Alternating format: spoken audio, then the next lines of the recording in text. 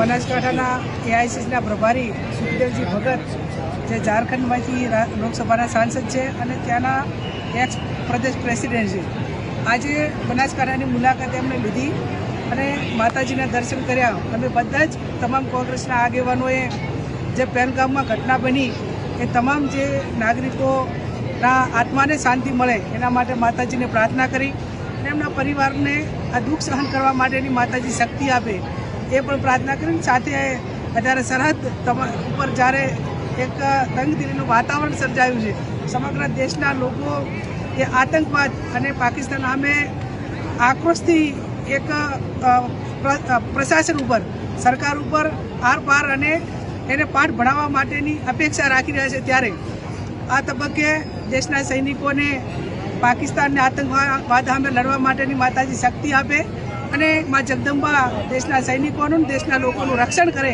એ પણ પ્રાર્થના અમે કરી છે. ત્યારે આવનાર સમયમાં સંગઠનને જે બધી જે વાત છે એ તાલુકા કક્ષાએથી કરીને જિલ્લા સુધી અવારનવાર આપની સાથે અમે મળશું.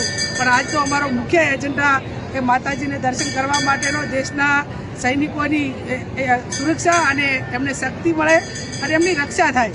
અને આ જે ઘટના બની છે એને વખોડી કાઢીએ છીએ અને પરિવારને આશ્વાસન મળે અને મા જગદંબા એમને શક્તિ આપે એટલા માટે જ આજે અંબાજી અનેક લોકોએ તમામ સુરક્ષા એજન્સીઓને અને દેશના વર્તમાન શાસનને જ્યારે ઘટનાઓ બની ત્યારે સમગ્ર તમામ સર્વપક્ષીય લોકોએ સરકારને છૂટો દોર આપ્યો છે કે તમે એમની સામે કડક કાર્યવાહી કરો. સારો આખો દેશ અને તમામ પક્ષો તમારી સાથે છે. અપેક્ષા રાખીએ કે જે રીતે ઇન્દિરાજીએ તાકાત બતાવીને પાકિસ્તાનને ઊભા બે ભાગ કરી નાખ્યા હતા અને 90,000 જેટલા સૈનિકો ભારતને શરણે આવ્યા હતા, એવી એ ટાઈમે ઓછા સંસાધન હોવા છતાં, આપણી પાસે મશીનરી ન હોવા છતાં બીજા રશિયા જેવા દેશની મદદ લઈને પણ પાકિસ્તાનને ઊભા બે ભાગ કરી નાખીને દેશને અને આ સુરક્ષા આપવા માટેનું કામ કર્યું હતું. ને પાકિસ્તાન એવી હરકત ના કરે એની શાન ઠેકાણે લાવવા માટેનું કર્યું હતું. એવો ને એવો પાવર એ વર્તમાન સરકાર, અત્યારે આપણે આટલા આધુનિક છીએ, બહુમતી છીએ, બીજા દેશના લોકોની પણ જ્યાં મદદ લેવાની થતી હોય, ભારત દેશ એ પોતે પણ સ્વનિર્ભર છે પાકિસ્તાન સામે પહોંચી વળવા માટે.